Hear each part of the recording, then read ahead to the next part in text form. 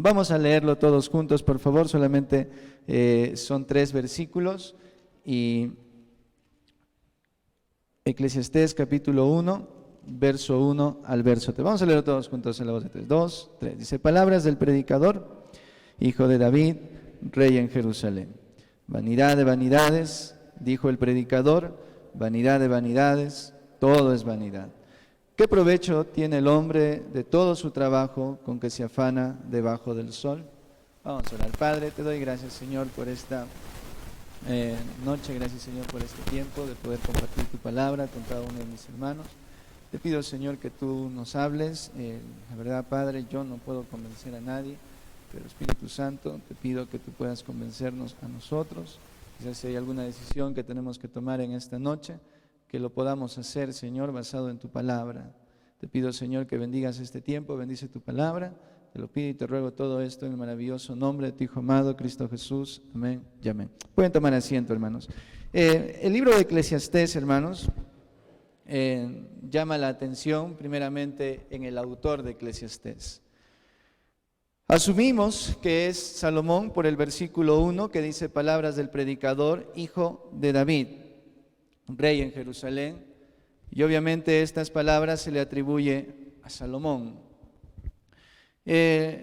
Salomón lo escribe, el libro de Eclesiastés, históricamente dice que lo escribió después de que él vivió desordenadamente, ya cuando él era famoso y era grande. No aparece en la Biblia que él haya, literalmente, que él se haya arrepentido, pero asumimos por las palabras que él escribe en el libro de Eclesiastés que sí lo hizo. Porque él termina diciendo en su mensaje en Eclesiastés, diciendo: teme a Dios y guarda sus mandamientos, que en eso consistía la vida del hombre. Asumimos que Salomón escribe el libro de Eclesiastés, pero no lo escribe desde la perspectiva celestial, sino lo escribe desde la perspectiva humana. Mira lo que dice en el verso 3, dice: ¿qué provecho tiene el hombre de todo su trabajo con que se afana debajo del sol? Y obviamente está refiriéndose a la vida terrenal. Salomón le quiere encontrar un propósito a la vida, quiere encontrar un propósito por el cual, una dirección por el cual las personas invierten su tiempo, invierten su vida. Un escritor judío llamado Sholom Aleichem dijo que la vida es como una ampolla encima de un tumor. Qué interesante, que lo compara en el verso 2. En verso 2 dice: vanidad de vanidades, dijo el predicador, vanidad de vanidades, todo es vanidad. Esta expresión de la palabra vanidad, hermanos, se repite vez tras vez en el libro de Eclesiastés. Porque la palabra vanidad, hermanos, viene de la palabra inútil, vano, que no tiene valor. Más o menos, hermanos, lo describen la palabra vanidad como una burbuja de jabón que es formado, aparece por un tiempo y luego cuando se revienta no queda nada. Eso es vanidad. Y dice la Biblia que vanidad de vanidades, dice la Biblia, todo es vanidad. Hablando un poquito del autor, Salomón, en sus primeros años de gobierno, gobernando al pueblo de Israel, hizo las cosas bien, porque en una ocasión Dios se le presentó y le dijo: ¿qué quieres que yo te dé? Pídeme. Y de pronto Salomón no pide riquezas, no pide fama, él pide sabiduría para poder gobernar al pueblo de Israel con sabiduría. Y Dios se admira de la petición que le hace Salomón, y no solamente le concede sabiduría, sino que le concede riqueza y fama. Fue el hombre más sabio que existió. Dice la Biblia que no hubo otro rey como Salomón, ni antes de él, ni después de él existió un hombre tan sabio como Salomón. Era un hombre, hermanos, literalmente que venían incluso reyes a consultar a Salomón para tomar alguna decisión. Él fue el autor del libro de Proverbios y también del libro de Cantares. Salomón fue un hombre capaz de admirar, que atrajo la admiración de los países vecinos por las cosas que él hacía, por las cosas que decía, la organización que tenía dentro de su pueblo. Pero cuando ya era grande, ya cuando Salomón había obtenido ya un puesto, obviamente, realmente un privilegio muy, muy grande, él había llegado incluso a ser tan famoso que de pronto empezó a vivir desordenadamente. Mira un ratito, no pierdas Eclesiastés, vamos a volver, pero ve un ratito a Deuteronomio capítulo 17, verso 14 al 20. Deuteronomio 17, verso 14 al 20. Y yo quiero que veas un ratito allí. Deuteronomio capítulo 17, verso 14 al 20. Dice la Biblia, Deuteronomio 17, verso 14 al 20. Aquí está hablando las instrucciones que Dios había dado por medio de Moisés al pueblo, avisándoles si algún momento el pueblo de Israel llega a tener un rey, tenía que cumplir estos mandamientos dados por el Señor, que lo tenía que cumplir un rey. Y miren el verso 14, Deuteronomio capítulo 17, verso 14 en adelante. ¿Sí lo encontraron, hermanos? ¿Amén? Okay. Deuteronomio 17, verso 14. Cuando hayas entrado a la tierra que Jehová tu Dios te da, y tomes posesión de ella, y la habites, y digas, pondré un rey sobre mí, como todas las naciones que están en mis alrededores, ciertamente pondrás por rey sobre ti al que Jehová tu Dios escogiere. De entre tus hermanos pondrás rey sobre ti, no podrás poner sobre ti a hombre extranjero que no sea tu hermano. Verso 16, pero él no aumentará para sí caballos, ni hará volver al pueblo a Egipto con el fin de aumentar caballos, porque Jehová os ha dicho, no volváis nunca por este camino. Ni tomará para sí muchas mujeres, para que su corazón no se desvíe, ni plata ni oro amontonará para sí en abundancia. Y cuando se siente sobre el trono de su reino, entonces escribirá para sí en un libro una copia de esta ley, del original que está al cuidado de los sacerdotes levitas, y lo tendrá consigo, y leerá en él todos los días de su vida, para que aprenda a temer a Jehová su Dios, para guardar todas las palabras de esta ley y estos estatutos, para ponerlos por obra. Verso 20, para que no se eleve su corazón sobre sus hermanos, ni se aparte del mandamiento a diestra ni a siniestra, a fin de que prolongue sus días en su reino, él y sus hijos en medio de Israel. Dios había sido muy claro, dando instrucciones. Quizás ya Dios sabía que más adelante el pueblo de Israel iba a pedir un rey como las demás naciones. Y Dios tuvo cuidado en explicarles qué actitud, dice que debían de tomar un rey del propio Israel, no podían poner a un extranjero. Y luego da instrucciones a partir del verso 16 diciendo que no puede tomar para sí muchas posesiones, no puede tomar muchas mujeres, porque dice que en el momento que lo haga esas mujeres van a desviar el corazón de ese rey. Y esto pasó con Salomón. Dice la Biblia que Salomón tuvo 700 mujeres o 700 esposas y 300 concubinas. Y la razón de que Salomón tuvo esta cantidad de mujeres no fueron las mujeres de Israel, sino fueron mujeres que eran ciudades vecinas al pueblo de Israel. Y la razón, hermanos, que muchas veces un rey tomaba esposa de otra nación que no era de su pueblo, era para llegar a un acuerdo o un convenio. Era con el propósito de poder lograr estrategias, era con el propósito de que estas dos naciones se puedan aliar y puedan, qué sé yo, crecer juntos, hacer negocios.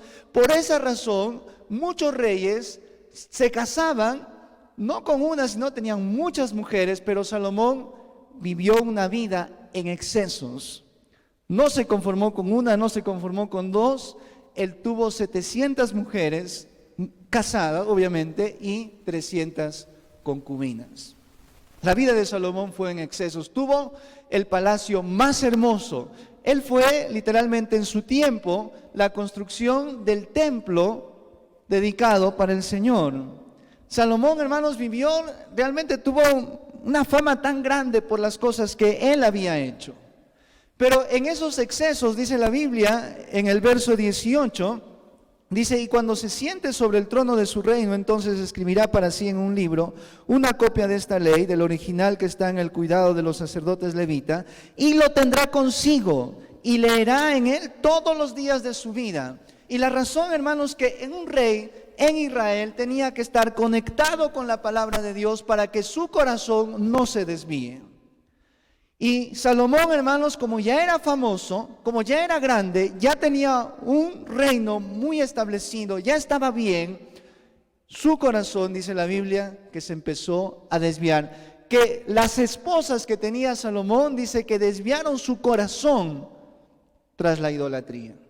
Y Salomón, hermanos, empezó a adorar a ídolos de las naciones paganas y también adoraba al Señor.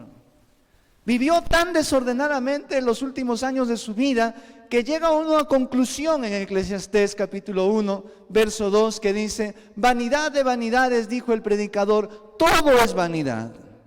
Y llega a la conclusión porque cuando un cristiano, hermanos, vive sin tomar en cuenta a Dios en su vida, todo lo que pueda conseguir, todo lo que pueda lograr, no lo va a disfrutar y no va a tener recompensa al final.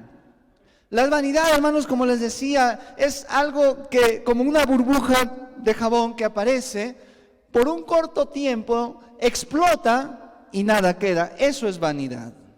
Y dice la Biblia que vanidad de vanidades, todo es vanidad, dice la Biblia. Volvamos otra vez a Eclesiastés capítulo 1 y el verso 2. Eclesiastés capítulo 1. Vamos a leer otra vez el verso 1 cuando dice Eclesiastés capítulo 1, verso 1. Dice, palabras del predicador, hijo de David, rey en Jerusalén. Es interesante que Salomón se llama a sí mismo el predicador. Y hermanos, el predicador era capaz de convocar a una asamblea porque tenía algo muy importante que decir. El predicador tenía la autoridad de poder convocar a una reunión para exponer algo que es muy importante. Por eso Salomón se llama a sí mismo el predicador y quiere anunciarnos algo que es muy importante, que la vida del hombre no consiste en obtener cosas materiales, que no tiene nada de malo, pero no es tu propósito, no es tu énfasis, porque al final cuando ya estés mayor y cuando ya estés cerca de morir, nada de eso te llevas. Por eso dice la Biblia, todo es vanidad. Es interesante que llama la Biblia... Esa expresión se repite vez tras vez, vanidad de vanidades, dijo el predicador, todo es vanidad. Y hermanos, qué interesante, esa palabra aparece 38 veces en todo el libro de Eclesiastés, para hacer ver que el hombre se está enfocando en cosas que no al final no tienen ningún valor o que no tienen ninguna recompensa. Que el hombre más se está enfocando en cosas que a la final de su vida no va a sacar ningún provecho. Por eso dice la Biblia en el verso 3, dice, ¿qué provecho tiene el hombre de todo su trabajo con que se afana debajo del sol? Hermanos, la palabra provecho es lo opuesto a vano. La palabra provecho es algo que sí dura, algo que sí permanece y algo lo cual podemos obtener beneficio. Pero la palabra vanidad es vano, no sirve, es inútil, no queda nada, se revienta, aparece por un tiempo, pero luego se desvanece y no queda nada. Cambio, provecho tiene que ver que tu vida, tu tiempo que tú has utilizado, al final cuando explota, queda algo de valor, algo provechoso. Y dice la Biblia, ¿qué provecho tiene usted en su vida por lo cual usted está invirtiendo? Hermanos, la verdad es que Salomón ya lo está escribiendo ya siendo un hombre mayor. No nos dice cuánta edad tiene, pero por lo que él escribe, hermanos, parece ser que ya él estaba quizás muy cerca de morir. Y Salomón está hablando, hermanos, como un hombre que ya vivió, que ya experimentó.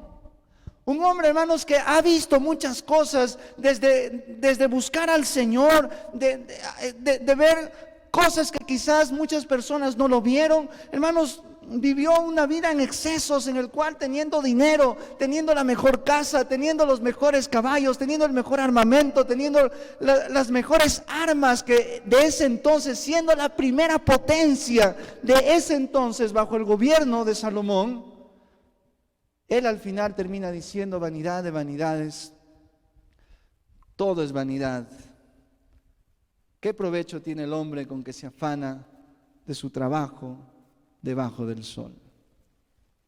Y la verdad, queridos hermanos, es que muchos de nosotros estamos viviendo como Salomón, enfocados solo en lo terrenal y no en lo celestial, enfocados en cosas que a la final, hermanos, no se obtiene ningún provecho. ¿De qué sirve, hermanos, que uno pueda tener los mejores bienes y las mejores cosas, pero si uno mismo no está viviendo para Dios? ¿De qué sirve, hermanos, que mi tiempo, mi vida, mis fuerzas lo invierta en cosas que a la final no me van a traer ningún provecho? A la final, hermanos, nosotros podemos tener la mejor casa, nosotros podemos tener todos los bienes materiales que queramos, podemos tener el carro de último modelo, podemos tener una casa nueva que recién la vamos a estrenar, podemos tener todo, pero va a llegar el momento en que voy a morir, va a llegar el momento en el cual mi cuerpo, lamentablemente, hermanos, va a desaparecer de este mundo. Y cuando llegue a la presencia de Dios, ¿qué recompensa obtendré? Si toda mi vida me enfoqué en trabajar y en hacer dinero y en hacer dinero y en estudiar, dedicar tan enfocado en estas cosas que no tengo tiempo para estar con el Señor. Que las razones por las cuales yo no puedo ir a la iglesia y no puedo ser el fiel al Señor es porque tengo que trabajar, porque si no, ¿cómo obtengo estas cosas? Tengo que estudiar porque más adelante no quiero sufrir, tengo que hacer esto, y te afanas y te afanas y te afanas, y pasa el tiempo y pasa el tiempo, y ya eres una persona mayor, miras para atrás y dices: cierto era, todo es vanidad, porque no hay ningún provecho después de la muerte. Al final de la historia, Salomón, mira lo que sigue diciendo. Miremos por favor Eclesiastés, capítulo 12.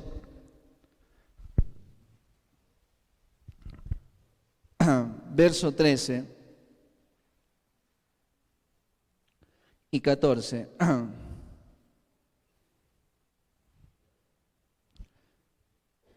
Mira cómo termina Salomón.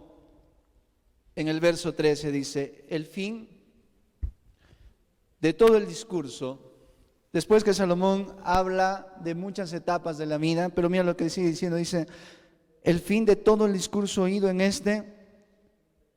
teme a Dios y guarda sus mandamientos, porque esto es el todo del hombre.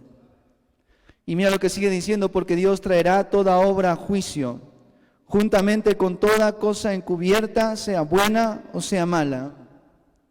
Y lo que me llama la atención es que Salomón termina: mira, ¿sabes qué? El fin de todo este discurso, de todo este sermón, de todo lo que yo he escrito en el libro de Eclesiastés, llego a esta conclusión: teme a Dios y guarda sus mandamientos, que en esto consiste la vida del hombre.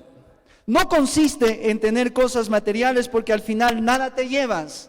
No consiste en tener el mejor celular, no consiste en tener el mejor estudio, no consiste en tener la mejor carrera, no. ¿En qué consiste la vida del hombre? En que temas al Señor y guardes sus mandamientos. En eso consiste toda la vida del hombre, dice Salomón. ¿Y cuánta razón tiene, hermanos? ¿Cuánta razón tiene Salomón? Porque la Biblia dice: no os hagáis tesoros en la tierra, donde la polilla y el orín corrompen, sino haceos tesoros, ¿dónde, hermanos? En el cielo, donde la polilla ni el orín corrompen, donde ladrones no minan ni hurtan. Tu mente debe estar enfocada en el Señor. Teme a Dios y guarda sus mandamientos, dice la Biblia. No te afanes en las cosas terrenales, materiales, porque al final no hay ningún provecho, hermanos. No hay ningún provecho. Cuando nosotros estamos tan enfocados: no puedo ir a la iglesia porque tengo que trabajar, no puedo ir a la iglesia porque tengo que estudiar, no puedo ir a la iglesia porque tengo que hacer deberes con mi hijo, no puedo, estoy tan ocupado en esta vida terrenal. ¿De qué sirve, hermano? Si al final todo eso es vanidad, dice Salomón. Todo eso es vanidad. Al final nada te llevas. Al final de la historia, Dios no te va a decir, mira, qué lindo la casa que tú, qué lindo, ven. No, lo que tú hagas para Dios, viene tu recompensa. En el cual el Señor, dice la Biblia, traerá a juicio todas nuestras obras, hayan sido buenas, todo va a ir al juicio con Dios. Y cuando tengas que decirle, ¿por qué razón usted no se congregaba? ¿Por qué razón usted no leía la Biblia? ¿Por qué razón usted no era tan fiel al Señor? ¿Por qué razón usted estaba tan ocupado? ¿Cuál fue su razón por la cual usted no estaba viviendo para el Señor, obedeciendo al Señor? ¿Por qué estaba viviendo desordenadamente? Ay, Señor, es que la verdad es que tenía muchas cosas que hacer. Tenía, Señor, tanto trabajo, tanto estudio, tantas cosas por la cual andaba afanado. ¿Qué provecho vas a tener? Dice la Biblia, hermano. ¿Qué provecho tiene el hombre con que se afana debajo del sol? Si al final no llevas nada. Si tú tienes que sacrificar los días de adoración al Señor para hacer otras cosas que al final no tienen ningún provecho ante los ojos de Dios. ¿De qué sirve, querido hermano? ¿De qué sirve que tengas que sacrificar tu tiempo de servicio? ¿De qué sirve que tienes que sacrificar tu tiempo en el cual tú puedes estar alabando al Señor, pero ese tiempo lo dedicas en cosas que a la final no traen provecho? ¿Qué provecho, dice la Biblia, tiene el hombre con el cual se afana? No te afanes, hermano. No te afanes. Y tantos jóvenes, hermanos, afanándose. Ay, ¿con quién me voy a casar? No consiste en eso tu vida. Teme a Dios y guarda sus mandamientos, dice la Biblia. Ay, ¿qué voy a hacer de mi vida más adelante? No. Teme a Dios y guarda sus mandamientos. En eso enfócate. Pero yo, ¿qué voy a hacer más adelante? A ver, ¿qué hago? No te afanes en esas cosas. Teme a Dios y guarda sus mandamientos, dice la Biblia. Y cuando de pronto nosotros empezamos a desviar nuestra mirada, nuestra vida se desvanece y no hemos sacado ningún provecho. ¿De qué sirve, hermanos, tener tanto? Pero al final la recompensa es nula. Miren un ratito Santiago capítulo 4, por favor. Santiago, el libro de Santiago capítulo 4.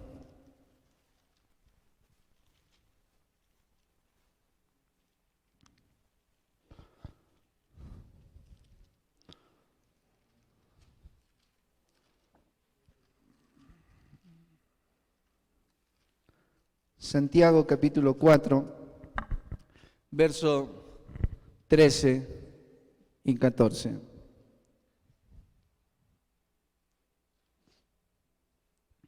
Dice la Biblia, vamos ahora, ¿sí lo encontraron, hermanos? Santiago capítulo 4, verso 13, dice, vamos ahora los que decís, hoy y mañana iremos a tal ciudad, estaremos allá un año y traficaremos y ganaremos.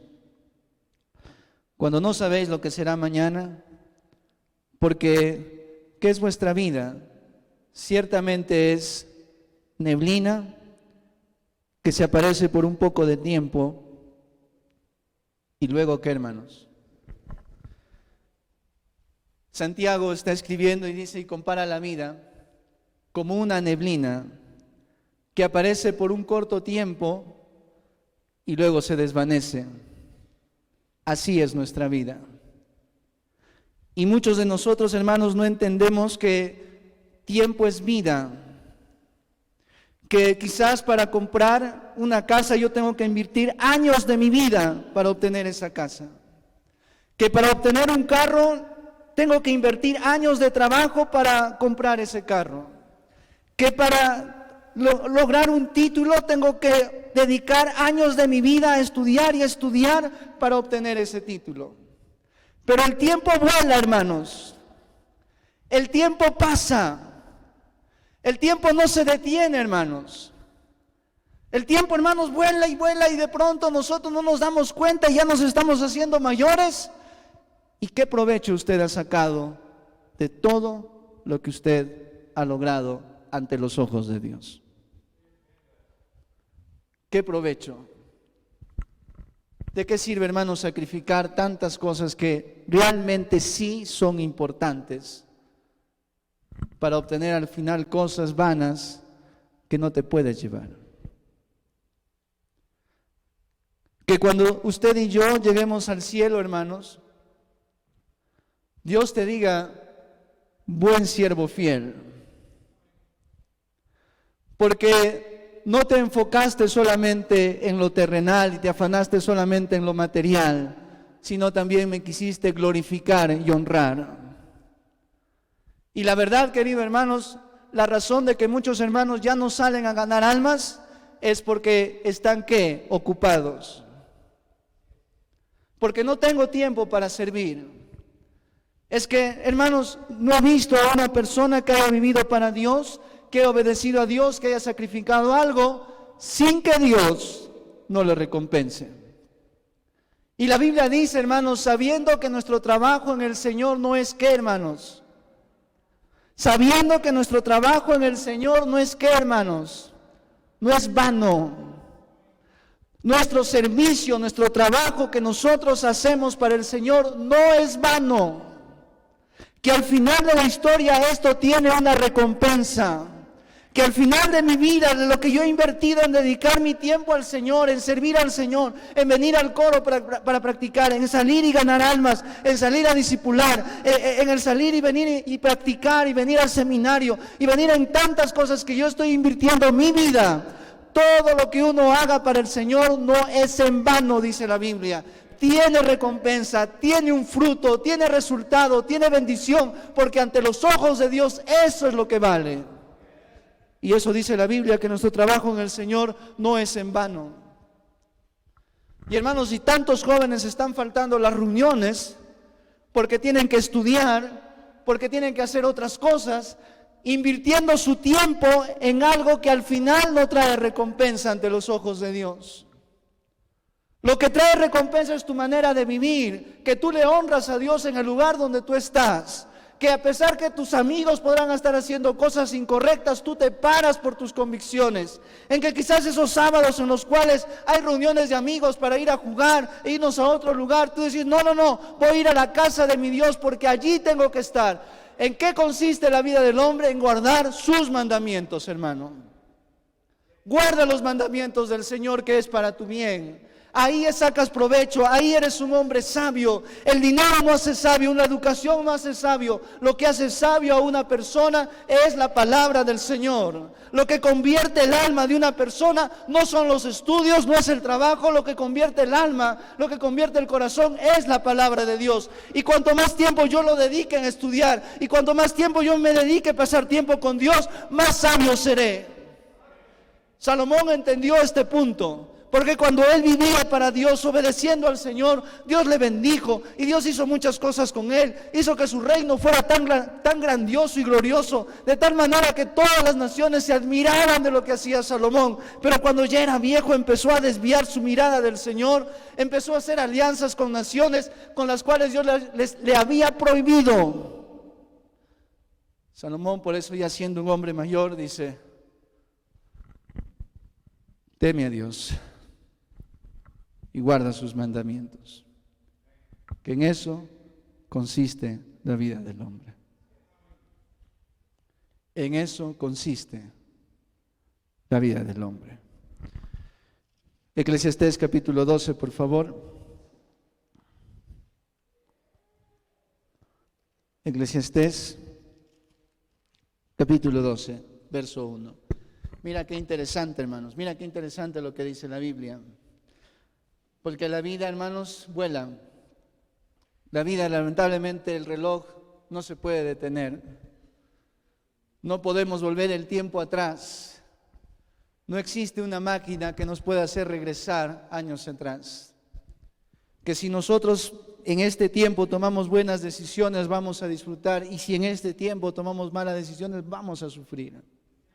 Y mira lo que está diciendo aquí en Eclesiastés capítulo 12, verso 1. Acuérdate de tu Creador en los días de tu juventud, antes que vengan los días malos y lleguen los años de los cuales digas: no tengo en ellos contentamiento. Y hermanos, exactamente Salomón lo que está diciendo, mira qué tremendo consejo de un hombre mayor, de un hombre que experimentó muchas cosas, de un hombre, hermanos, que la verdad hizo tremendo, vivió de una manera, hermanos, era el rey tan famoso. Pero él da un consejo muy sabio y le dice, acuérdate de tu Creador en los días de tu juventud. Porque llegará el tiempo, hermanos, en el cual quizás la edad nos va a impedir caminar. Llegará el momento en el cual quizás nuestra edad, hermanos, vamos a padecer alguna enfermedad. Llegará el tiempo en el cual quizás vamos a tener alguna discapacidad y quizás no vamos a poder hacer cosas que ahora sí podemos. Que ahora mientras podamos invirtamos nuestro tiempo en lo que sí es provechoso.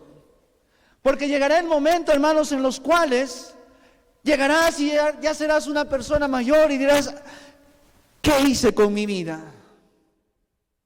Ahora sí yo quiero ganar almas, ahora sí yo quiero servir, ahora sí yo quiero cantar en el coro, ahora sí quiero ser fiel a la iglesia, ahora sí, alguien que me lleve a la iglesia, alguien que me ayude, pero ahora que usted puede, ahora usted que camina, ahora que usted tiene salud, ahora que usted puede ver, ahora que usted está bien, sirva al Señor, hermano. Invierta su vida en lo que es útil, invierta en su vida, su tiempo en cosas que sí vale la pena. No invierta su vida que al final son vanos. Que al final cuando ya seas un hombre mayor, una mujer mayor, te peses y lleguen los años de los cuales diga, no tengo en ellos contentamiento. Viví toda mi juventud para el mundo. Viví toda mi juventud viviendo y enfocándome en lo material, en tener cosas, en tener trabajo, en tener muchas cosas. Pero al final me doy cuenta que esto es vanidad. Se revienta la burbuja y no queda nada.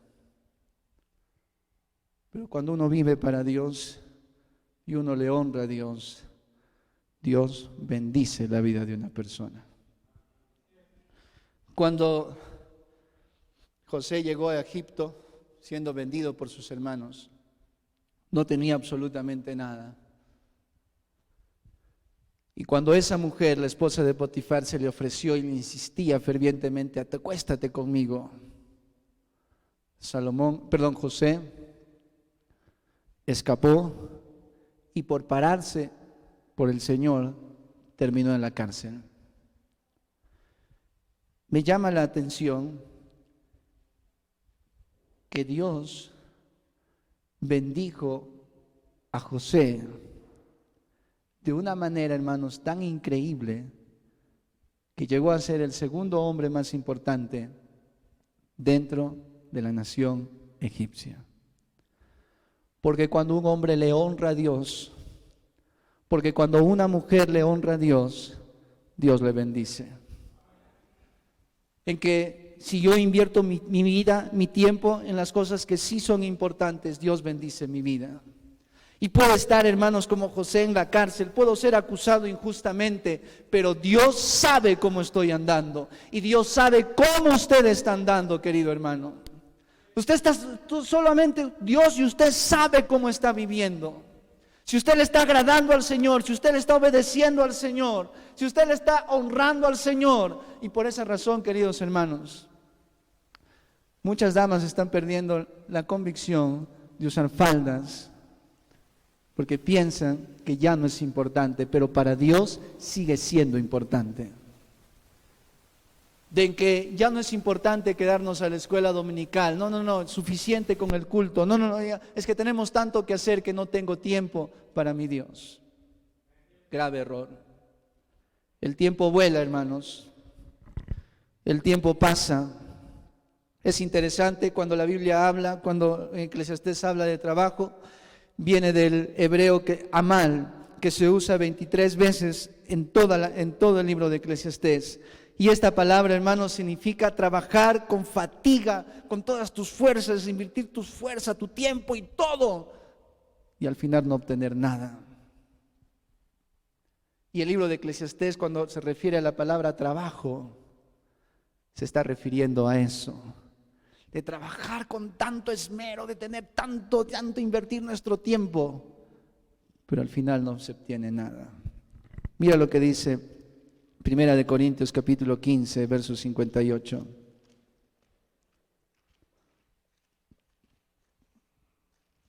Primera de Corintios capítulo 15, verso 58.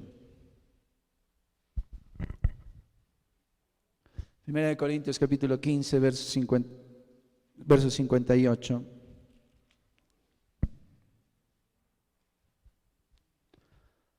Mira lo que está diciendo la Biblia en 1 Corintios 15, verso 58.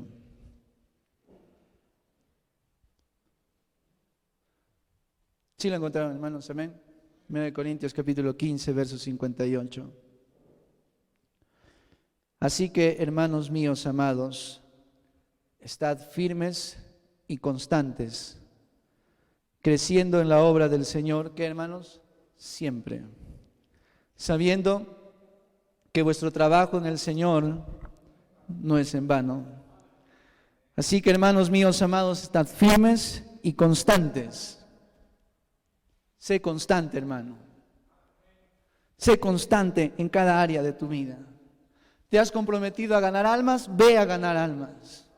¿Te has comprometido a cantar en el coro? Sé fiel en cantar en el coro. ¿Te has comprometido en venir y alistar y barrer y limpiar la iglesia? Sé fiel en lo que tú estás haciendo para el Señor. ¿Te has comprometido en el desayuno? Ok, sé fiel en el trabajo, en el servicio que usted ha decidido darlo para el Señor. Sirve bien, hermano. Sé constante. Tú has dicho voy a vivir para Dios, vive para Dios.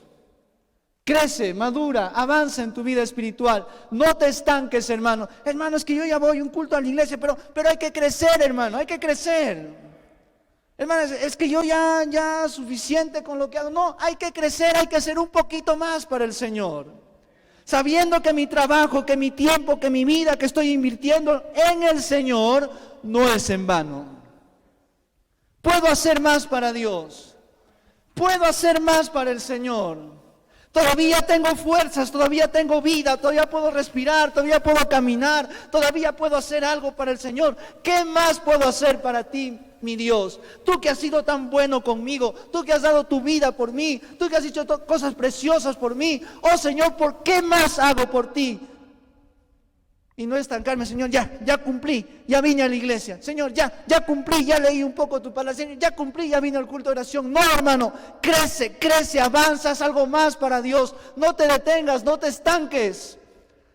Para que cuando lleguen los años, te sientas satisfecho. Y tú puedas decir, vale la pena vivir para Dios. Vale la pena entregar mi vida, invertir mi vida y mi tiempo para Dios.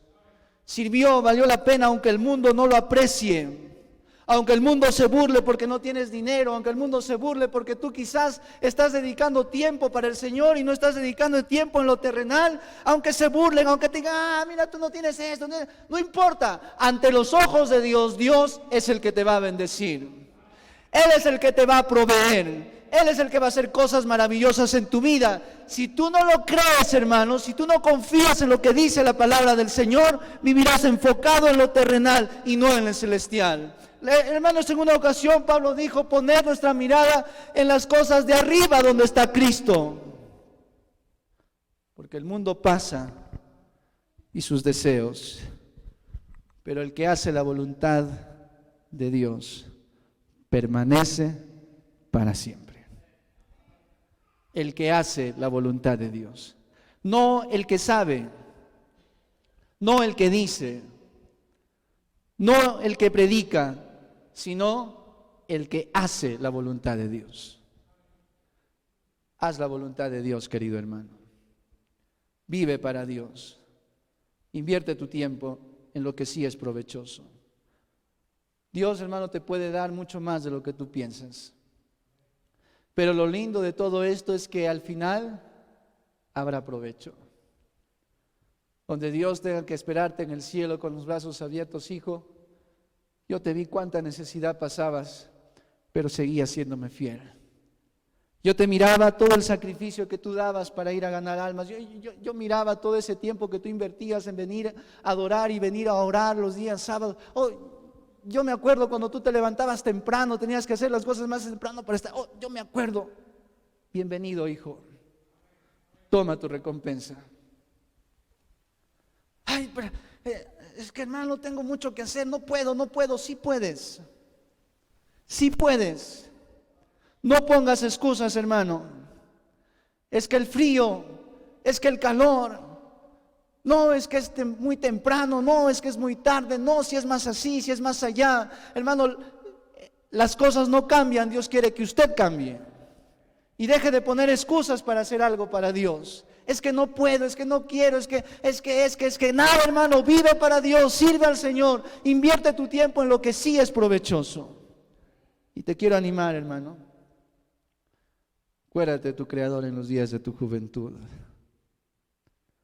Antes que lleguen los días o los años de los cuales digas, no tengo en ellos contentamiento.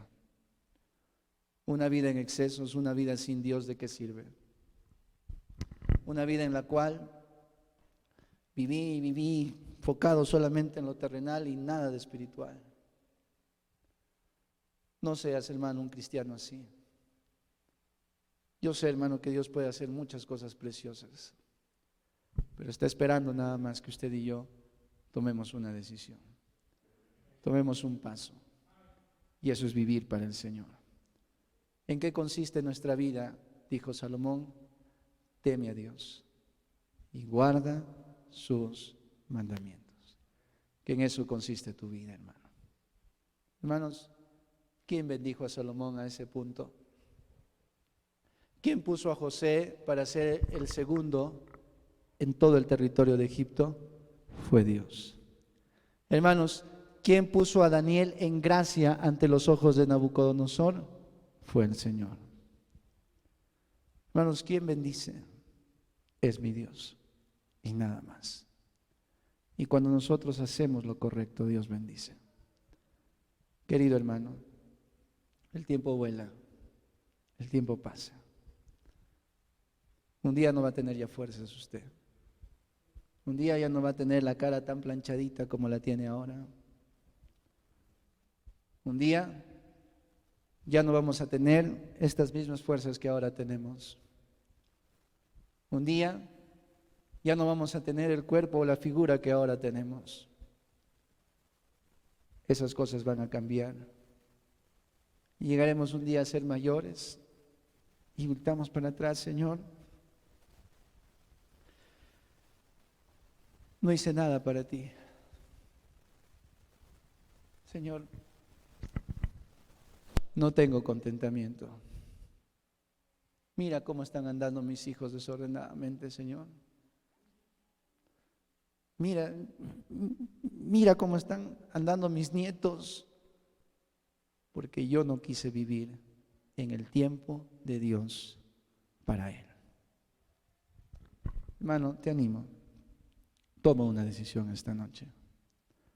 Toma una decisión y vive para el Señor. Vamos a orar, puestos de pie. Padre Celestial, te doy gracias, Señor, por esta noche. Gracias, mi Dios, por este tiempo.